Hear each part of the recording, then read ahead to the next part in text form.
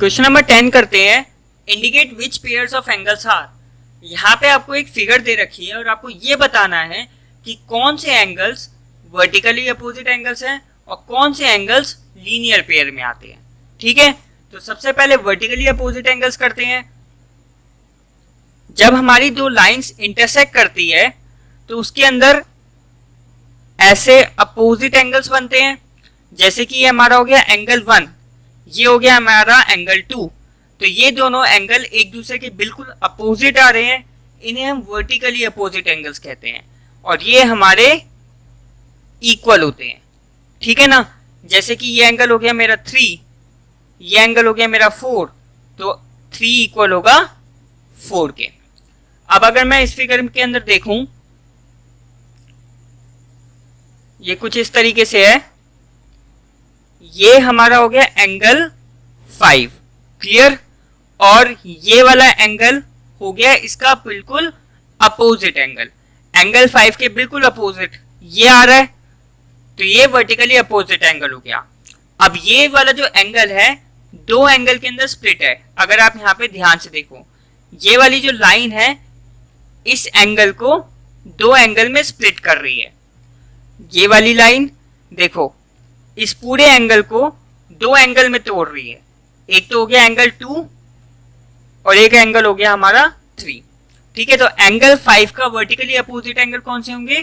2 और 3। तो हम यहाँ पे लिखेंगे angle 5 and angle 2 plus angle 3। ठीक है ना, एंगल 5 के अपोजिट ये दोनों एंगल हमारे आ रहे हैं। अब ये वाला एंगल हमारा 4 है, ठीक है ना, और इसके अपोजिट ये वाला एंगल आ रहा है। ये कौन सा एंगल है? 1। तो एंगल 4 एंड एंगल 1 ये हमारे दो पेयर्स हो गए वर्टिकली अपोजिट एंगल्स के। अब करते हैं लीनियर पेयर। तो लीनियर पेयर क्या होता है? अगर हमारे दो एडजेसेंट एंगल्स का सम 180 डिग्री आता है तो वो हमारा एक लीनियर पेयर बनाता है। ठीक है, लीनियर पेयर होने के लिए एडजेसेंट पेयर होना जरूरी है। अगर आपको एडजेसेंट पेयर के बारे में नहीं पता तो आप लेक्चर नंबर 1 देख सकते हो, इंट्रोडक्शन है वो इस चैप्टर का, उसके अंदर मैंने सारे एंगल्स को डिस्कस कर रखा है। Vertically opposite angles, linear pair, adjacent angles, complementary, supplementary, सारे एंगल्स को वहां पे डिस्कस कर रखा है। अगर आपको एंगल्स के बारे में नहीं पता तो ये वाला लेक्चर जरूर देख लेना। ठीक है, तो अगर ये वाला एंगल मेरा 1 है और ये वाला एंगल मेरा 2 है, ठीक है, ये मेरे एडजेसेंट पेयर है। एडजेसेंट पेयर के लिए कॉमन वर्टेक्स होना चाहिए, आप देख सकते हो कॉमन वर्टेक्स है, कॉमन आर्म होनी चाहिए और नॉन कॉमन आर्म्स होनी चाहिए दोनों तरफ। ठीक है ना, ये हमारा एडजेसेंट पेयर है। अगर मैं एंगल 1 और एंगल 2 को ऐड करूं तो ये मेरा एक 180 डिग्री का एंगल क्रिएट करेगा, यानी कि एक स्ट्रेट एंगल क्रिएट करेगा। आप देख सकते हो यहाँ पे 1 और 2 ऐड होने के बाद ये एक स्ट्रेट एंगल क्रिएट हो रहा है। ठीक है, तो ये मेरा एक लीनियर पेयर है। क्लियर, अब हमें यहाँ पे फाइंड करना है लीनियर पेयर कौन कौन से हैं।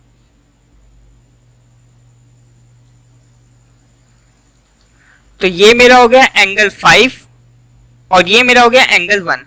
आप देख सकते हो ये दोनों एडजेसेंट एंगल्स हैं। ठीक है, एक एडजेसेंट पेयर है और इन दोनों को अगर ऐड करोगे तो ये एक स्ट्रेट एंगल बनाएगा 180 डिग्री का। ठीक है, तो एंगल 5 और एंगल 1 ये मिलकर एक लीनियर पेयर बना रहे हैं। ठीक है ना, तो यहाँ पे लिखेंगे एंगल 5 एंड एंगल 1।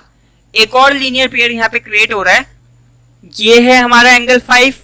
ठीक है ना, और ये वाला एंगल कौन सा है? ये वाला एंगल मेरा 4 है। अगर आप इस लाइन को ध्यान से देखो, ये वाली लाइन, तो एंगल 4 और एंगल 5 ये एक एडजेसेंट पेयर है। ठीक है ना, और इन दोनों को अगर आप ऐड करोगे तो ये एक 180 डिग्री का एंगल ही तो बनाएगा। ठीक है ना, एक स्ट्रेट एंगल ही तो बनेगा। तो एंगल 4 और एंगल 5 ये भी एक लीनियर पेयर बना रहे हैं। ठीक है ना, अब एक क्वेश्चन और आता है, एंगल 1, एंगल 2 और एंगल 3 ये तीनों मिलकर भी तो एक स्ट्रेट एंगल बना रहे हैं, है ना, तो ये एक लीनियर पेयर में क्यों नहीं है? ये आपको ध्यान क्या रखना है, लीनियर पेयर में सिर्फ दो एंगल होते हैं और आप यहाँ पे देख सकते हो यहाँ पे 3 एंगल है, 1 भी है, 2 भी है, 3 भी है। तो 3 एंगल होने की वजह से ये एक लीनियर पेयर नहीं है।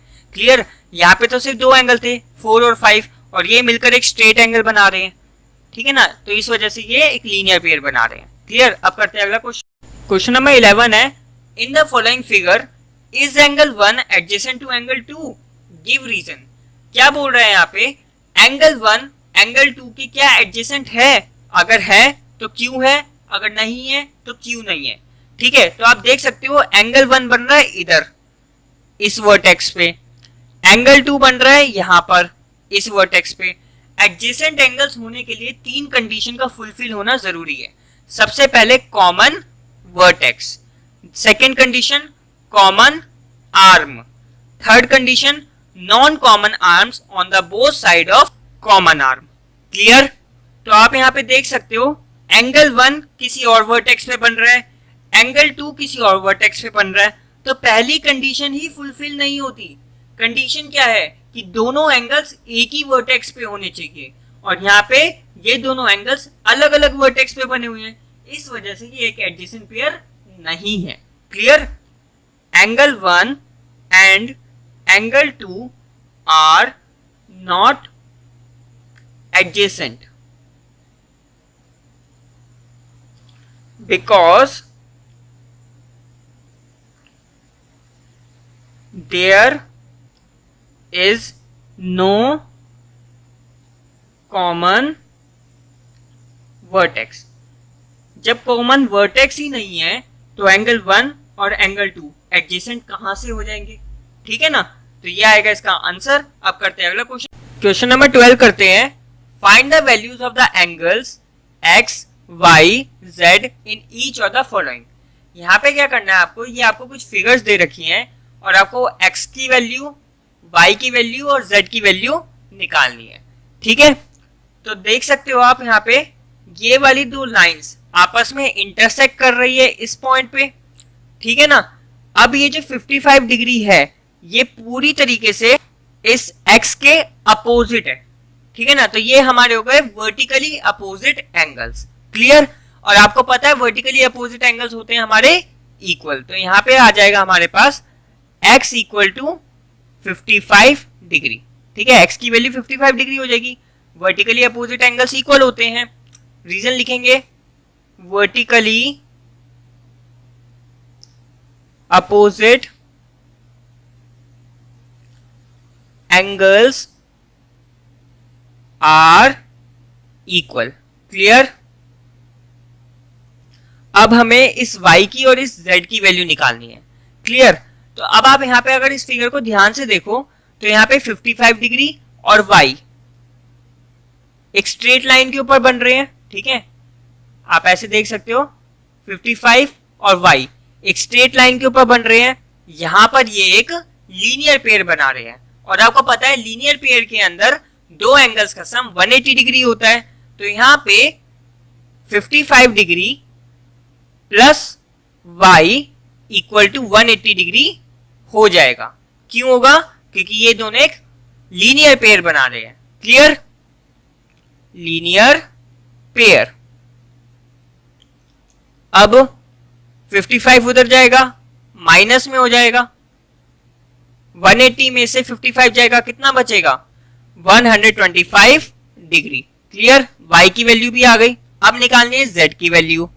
अब ये जो y है और ये z है, ये भी तो वर्टिकली अपोजिट एंगल्स हैं, एक दूसरे के बिल्कुल अपोजिट आ रहे हैं। ठीक है ना, तो y इक्वल टू z होगा। क्यों? रीजन आपको लिखना है, vertically opposite angles are equal. Vertically opposite angles equal होते हैं। तो y की वैल्यू 125 डिग्री थी, तो z की वैल्यू भी 125 डिग्री ही होगी। ठीक है, तो ये हो गया आपका फर्स्ट पार्ट। अब इस सेकंड पार्ट को देखते हैं। अगर आप इस फिगर को ध्यान से देखो, जैसे कि मैं यहाँ पे आपको बना के दिखाता हूं, ये आपकी स्ट्रेट लाइन है, एक लाइन आपकी ऐसे जा रही है। ठीक है, और ये एंगल है आपका 40 डिग्री का। ठीक है, अब इसके अपोजिट एंगल कौन सा होगा? ये वाला होगा अपोजिट एंगल। ठीक है, और ये वाला एंगल है z। क्लियर। तो 40 डिग्री और z ये दोनों एक वर्टिकली अपोजिट एंगल है, ठीक है ना। तो हम यहाँ पे लिख देंगे z की वैल्यू कितनी होगी 40 डिग्री, क्यों वर्टिकली अपोजिट एंगल्स। क्लियर, समझ जाओगे आप, वर्टिकली अपोजिट एंगल्स इक्वल होते हैं। अब निकालते हैं y की वैल्यू। अगर आप y को देखो तो y आपका यहां पर है, ठीक है, ये आपका y है। तो आप देख सकते हो ये एक स्ट्रेट लाइन के ऊपर बन रहा है, ठीक है, स्ट्रेट लाइन के ऊपर बन रहा है, ठीक है ना। ये दोनों हमारे एडजेसेंट एंगल्स हैं और ये स्ट्रेट लाइन के ऊपर बन रहे हैं, तो ये हमारा हो गया एक लीनियर पेयर, ठीक है ना। तो हम लिखेंगे 40 degree plus y equal to 180 degree, ठीक है। आपको पता है लीनियर पेयर में दो एंगल्स का सम 180 डिग्री होता है, तो ये हमारा हो गया लीनियर पेयर। क्लियर, तो y 40 उधर जाएगा, 180 माइनस 40, y की वैल्यू आ जाएगी 140 डिग्री। क्लियर, अब निकालते हैं x। अब यहाँ पे जो ये x है ये y के वर्टिकली अपोजिट नहीं है, ध्यान रखना। क्यों नहीं है दिखाता हूं अभी। तो ये आपकी हो गई एक स्ट्रेट लाइन, ठीक है, उसके बाद एक ऐसे जा रही है लाइन, एक ऐसे जा रही है एक लाइन, ठीक है, और ऐसे है, ठीक है ना। अब देखो x आपका यहां पर है, क्लियर, इसका वर्टिकली अपोजिट एंगल ये नहीं होगा क्योंकि ये वाला एंगल छोटा है, ये वाला एंगल आप देख सकते हो बड़ा है, ठीक है ना। अगर ये ऐसे होता ऐसे तो ये आपका x के इक्वल हो जाता, ये आपका वर्टिकली अपोजिट हो जाता, लेकिन यहाँ पे तो कोई लाइन है नहीं, ठीक है ना।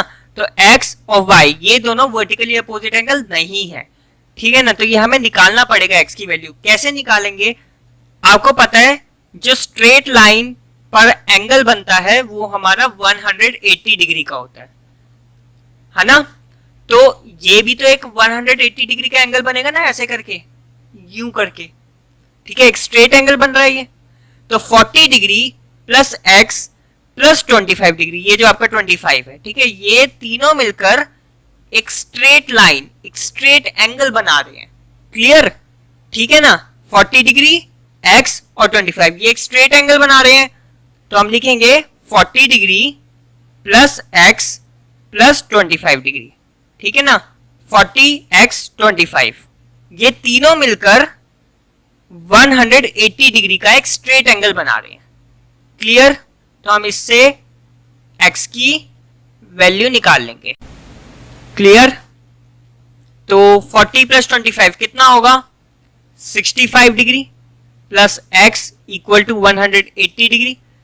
x यही रहेगा, 65 उधर जाएगा, 180 माइनस 65, x की वैल्यू आ जाएगी 115 डिग्री। क्लियर, ये आ गई x की वैल्यू, ये आ गई y की वैल्यू और ये आ गई z की वैल्यू। ठीक है, अब करते हैं अगला क्वेश्चन। क्वेश्चन नंबर 13 है फिल इन द ब्लैंक्स। यहाँ पे आपको कुछ क्वेश्चंस पूछे हैं और आपको उनका आंसर देना है। If two angles are complementary, अगर दो एंगल्स कॉम्प्लीमेंट्री हैं तब उनका जो सम होगा वो क्या होगा, ये पूछा है। तो आपको पता है, मैंने इंट्रोडक्शन में बताया था कि कॉम्प्लीमेंट्री एंगल्स अगर आपके दो होते हैं तो उनका जो सम होता है वो हमेशा 90 डिग्री होता है। ठीक है, जैसे कि 60 प्लस 30, ठीक है, 50 प्लस 40, ठीक है। तो ये आपके कॉम्प्लीमेंट्री एंगल्स होते हैं। दो एंगल्स का सम हमेशा 90 डिग्री होता है अगर वो कॉम्प्लीमेंट्री होते हैं। तो यहाँ पे क्या आएगा 90 डिग्री। ठीक है, दो एंगल्स का सम हमेशा 90 डिग्री आएगा। सेकेंड पार्ट करते हैं। If two angles are supplementary then the sum of their measure is, अगर दो एंगल्स सप्लीमेंट्री हैं तो उनका सम क्या होगा। आप जानते हैं अगर दो एंगल्स सप्लीमेंट्री होते हैं तो उनका सम 180 डिग्री होता है। क्लियर, जैसे कि 120 प्लस 60 इक्वल टू 180 डिग्री। ठीक है, 150 प्लस 30 इक्वल टू 180 डिग्री। तो ये हमारे क्या है सप्लीमेंट्री एंगल्स। क्लियर, तो इनका क्या आएगा 180 डिग्री सम आएगा। ठीक है। Third part, two angles forming a linear pair are, अगर दो एंगल्स एक लीनियर पेयर बनाते हैं तो फिर वो सप्लीमेंट्री होंगे या कॉम्प्लीमेंट्री होंगे। आपको पता है कि जो एक लीनियर पेयर होता है वो एक स्ट्रेट लाइन के ऊपर बनता है, ठीक है। जैसे कि ये मेरा हो गया x, ठीक है, ये हो गया मेरा y, ये मेरे एडजेसेंट एंगल्स हैं, साथ ही साथ ये एक लीनियर पेयर भी है, ठीक है ना। लीनियर पेयर में एक प्रॉपर्टी होती है कि दोनों एंगल्स का सम x और y, यहाँ पे x और y मैंने लेट करा, दोनों एंगल्स का सम हमेशा 180 डिग्री होगा, ठीक है। तो जहां लीनियर पेयर बन रहा है वहां पे आपको क्या समझना है कि दोनों एंगल का सम 180 डिग्री होगा। तो ये हमारे क्या हो गए, supplementary angles. Clear, supplementary angles. Clear, तो दो एंगल्स जो एक लीनियर पेयर बना रहे हैं वो सप्लीमेंट्री हैं। अब फोर्थ पार्ट करते हैं। If two adjacent angles are supplementary they form a linear pair. क्या मतलब हुआ इसका,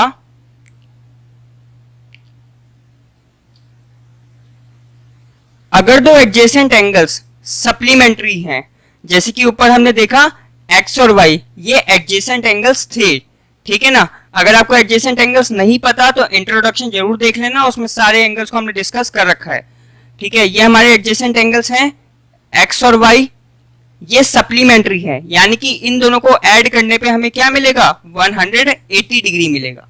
तो अगर दो एडजेसेंट एंगल्स सप्लीमेंट्री होते हैं यानी कि उनका सम 180 डिग्री आता है तो उन्हें हम लीनियर पेयर भी कहते हैं। क्लियर, तो यहां आएगा linear pair. Fifth part, if two lines intersect at a point, अगर दो लाइंस एक दूसरे को इंटरसेक्ट करती है एक पॉइंट पे, then the vertically opposite angles are always equal. मतलब वर्टिकली अपोजिट एंगल्स हमेशा इक्वल होंगे। जैसे कि ये मेरी दो लाइंस हैं, ठीक है, इस पॉइंट के ऊपर इंटरसेक्ट कर रही हैं, तो ये वाला एंगल के वर्टिकली अपोजिट है ये वाला एंगल और ये दोनों एंगल इक्वल होंगे। इसी तरीके से ये वाला एंगल इसके वर्टिकली अपोजिट है ये वाला एंगल, ये दोनों इक्वल होंगे। क्लियर, ये वाला और ये वाला। Last sixth part, if two lines intersect at a point and if one pair of vertically opposite angles are acute angles then the other pair of vertically opposite angles are, क्या मतलब हुआ इसका, अगर दो लाइंस एक दूसरे को intersect करती है एक पॉइंट के ऊपर, ठीक है, और वो एक वर्टिकली अपोजिट एंगल्स बनाते हैं जो कि एक्यूट एंगल है, जैसे कि ये, ठीक है, ये दो लाइंस इंटरसेक्ट कर रही है इस पॉइंट पे और ये वाला और ये वाला, ये दोनों वर्टिकली अपोजिट एंगल्स हैं लेकिन ये एक्यूट एंगल्स हैं। एक्यूट एंगल्स का मतलब 90 डिग्री से छोटे हैं। अब ये पूछ रहा है इस पेयर के अलावा एक पेयर और बनेगा वर्टिकली अपोजिट एंगल्स का, कौन सा, ये वाला और ये वाला, ठीक है।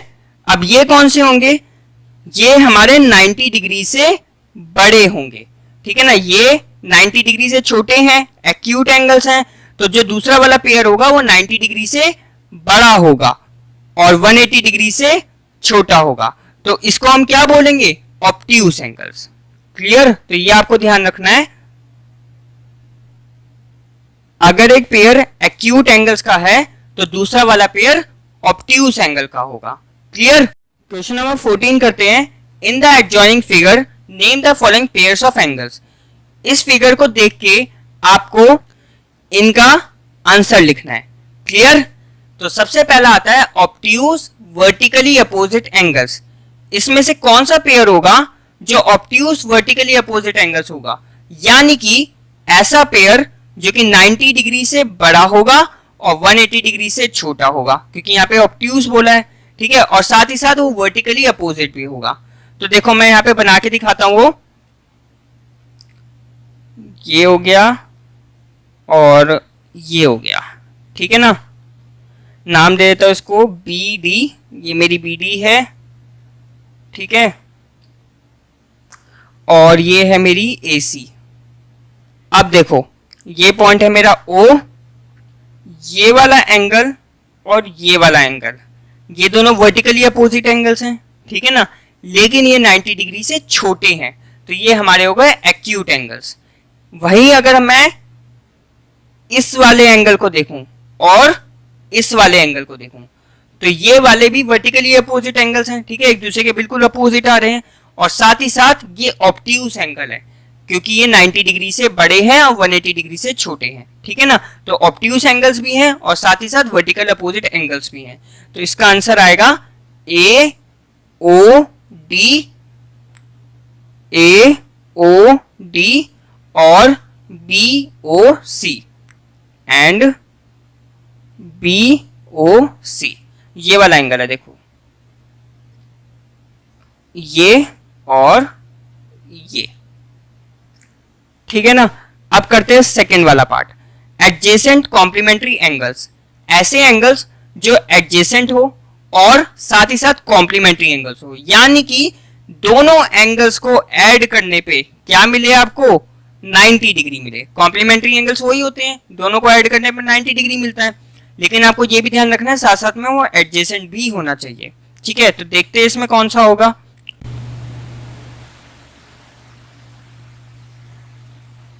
ये हो गया आपका बी ओ ई, ठीक है, और ये है आपका ए। अब देखते हैं ये एडजेसेंट एंगल्स है कि नहीं है। तो एडजेसेंट एंगल्स होने के लिए 3 कंडीशन होनी चाहिए, कॉमन वर्टेक्स, कॉमन आर्म और नॉन कॉमन आर्म दोनों तरफ, ठीक है ना। तो सबसे पहले देखो ए ओ बी, ये वाला जो एंगल है आपका ओ पे बन रहा है, और ए ओ ई, ये वाला एंगल भी आपका ओ पे बन रहा है, तो कॉमन वर्टेक्स तो हो गया आपका ओ, ठीक है ना। दूसरी कंडीशन कॉमन आर्म होनी चाहिए। आप देख सकते हो ए ओ बी, इस एंगल को बनाते वक्त ए ओ आर्म की हमें जरूरत पड़ी, और ऐसे ही ए ओ ई, ये वाला एंगल बनाते वक्त भी हमें ए ओ की जरूरत पड़ी। ये वाली आर्म जो है इस वाले एंगल में भी यूज हो रही है और इस वाले एंगल में भी यूज हो रही है, ठीक है ना। तो ए ओ आर्म हमारी हो गई कॉमन आर्म। अब तीसरी कंडीशन अगर फुलफिल हो जाएगी तो ये एडजेसेंट एंगल्स है। क्या है वो, कॉमन आर्म के दोनों तरफ नॉन कॉमन आर्म्स होनी चाहिए। आप देख सकते हो ए ओ के इस तरफ जाऊं तो मेरे को ये वाली आर्म मिलेगी, नॉन कॉमन आर्म है ये, ठीक है, बी ओ, और ए ओ के उस तरफ जाऊं मैं तो मेरे को ई ओ नॉन कॉमन आर्म मिलेगी। ये कॉमन तो नहीं आ रही, ठीक है ना, तो दोनों तरफ मेरे को आर्म्स मिल रही हैं, तो तीसरी कंडीशन भी फुलफिल होती है और ये एक एडजेसेंट एंगल है। अब आता है कि ये कॉम्प्लीमेंट्री है कि नहीं है। तो आप देख सकते हो ये एक स्ट्रेट लाइन है, ठीक है, इसके ऊपर ये एक स्ट्रेट लाइन बन रही है, तो ये दोनों मिलकर यहाँ पे 90 डिग्री का एंगल क्रिएट कर रहे हैं, ठीक है। आप देख सकते हो ये, ठीक है, ठीक है, ये, तो दोनों को ऐड करोगे आपको 90 डिग्री ही मिलेगा। तो ये हमारा आंसर हो गया एंगल ए ओ बी और angle A O E. Clear.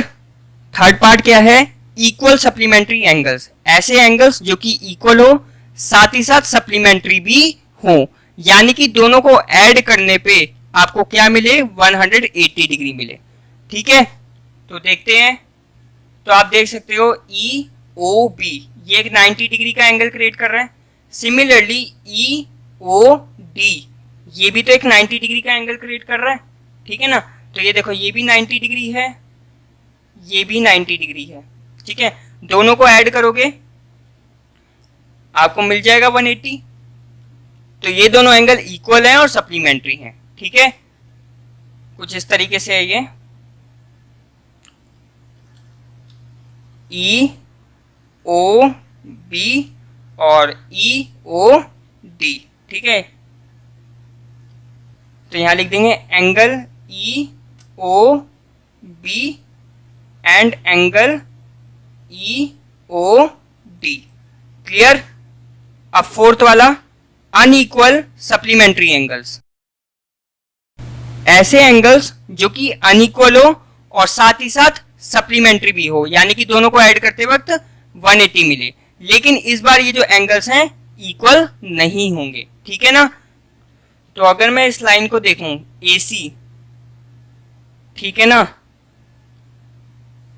इसके ऊपर OD बनाऊं, AC और OD, ठीक है ना, कुछ इस तरीके से। ये याद क्या रखना है, दोनों एंगल्स का सम 180 डिग्री है, तो आपको ये ध्यान रखना है कि वो एक स्ट्रेट लाइन बनाएगा, ठीक है। जैसे कि आप देख सकते हो ये एक स्ट्रेट लाइन बन रही है, ठीक है ना।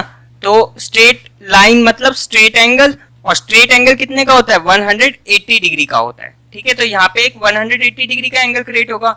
अब इसको हम स्प्लिट कर देंगे, एक तो इस वाले एंगल में, ठीक है, और एक इस वाले एंगल में, ठीक है। इन दोनों को ऐड करोगे तो आपके पास एक कंप्लीट 180 डिग्री का एंगल बनेगा, ठीक है। तो एंगल AOD,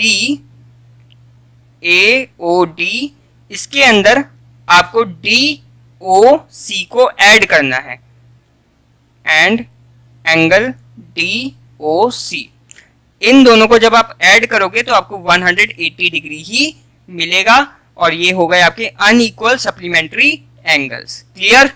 अब एक पेयर और है जो कि अनइक्वल भी है और सप्लीमेंट्री एंगल्स है।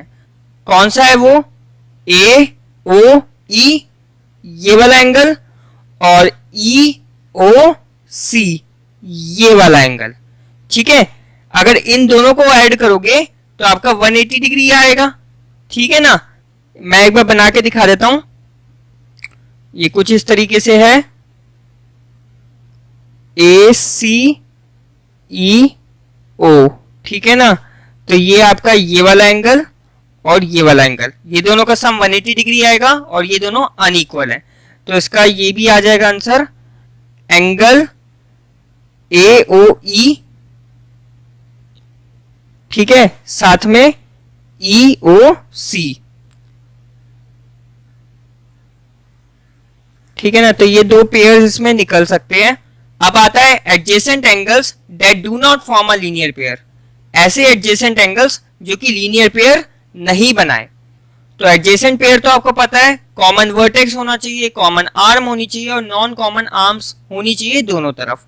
तो इसमें कौन कौन से पेयर होंगे, सबसे पहले AOB ये वाला एंगल, और AOE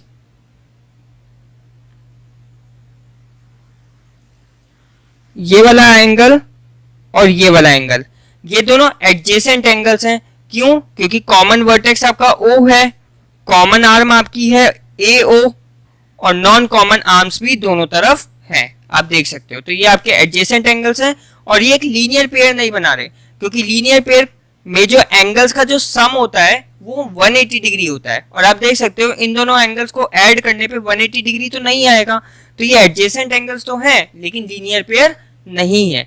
साथ ही में और भी पेयर्स निकल आएंगे, ये वाला एंगल और ये वाला एंगल, ये दोनों भी एडजेसेंट एंगल्स हैं, देख सकते हो। O आपका कॉमन वर्टेक्स है, ठीक है, EOD भी O पे बन रहा है, DOC भी O पे बन रहा है, कॉमन आर्म है आपकी OD, इस आर्म की मदद से दोनों एंगल बन रहे हैं, ठीक है, और इसके दोनों तरफ नॉन कॉमन आर्म्स हैं, ठीक है ना।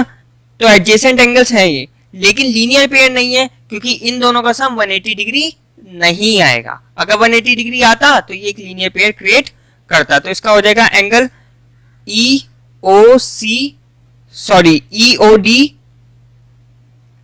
And angle DOC। एक पेयर और निकल आएगा जो कि लीनियर पेयर नहीं है, लेकिन एडजेसेंट एंगल्स हैं। कौन सा है वो पेयर, ये वाला एंगल और ये वाला एंगल। देखो कॉमन वर्टेक्स कौन सा है आपका O, दोनों एंगल O पे बन रहे हैं। दूसरा कॉमन आर्म कौन सी है आपकी OE, ये आर्म दोनों एंगल को बनाने में मदद कर रही है, और इस आर्म के दोनों तरफ नॉन कॉमन आर्म्स हैं, ठीक है। तो ये आपका हो गया adjacent pair, angle AOE and angle EOD। और ये लीनियर पेयर नहीं है क्योंकि आप देख सकते हो 180 डिग्री नहीं बनेगा, स्ट्रेट लाइन नहीं है। ये कैसी है, ये इस तरीके से है, ऐसे और फिर ये ऐसे। आप देख सकते हो ये एक स्ट्रेट लाइन नहीं है, इस वजह से ये लीनियर पेयर नहीं है। ठीक है, तो ये हमारा हो जाएगा आंसर इस फिफ्थ पार्ट का। क्लियर?